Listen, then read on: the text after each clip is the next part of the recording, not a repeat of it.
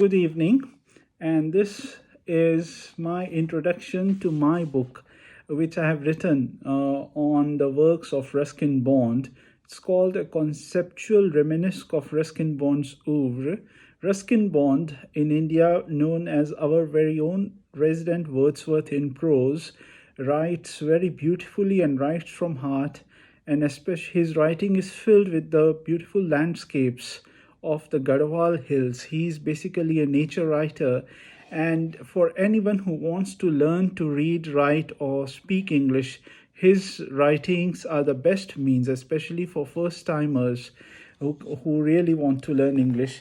In this book, I have given some personal snippets too. For example, the letter Ruskin Bond wrote to me, and also there are these photographs. So below is a photograph. You see even Ruskin Bond being more of a gentleman who loves all things.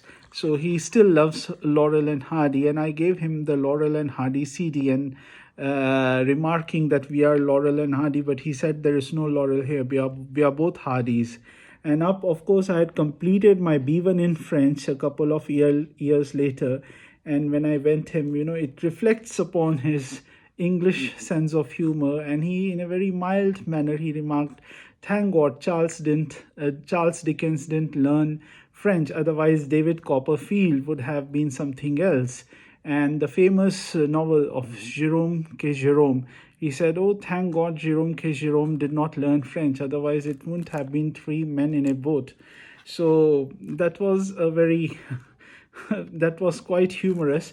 And then, of course, Bond writes of the hills, of nature, of so many topics. And I have discussed most of his fiction, including his first book, The Room on the Roof, and other books.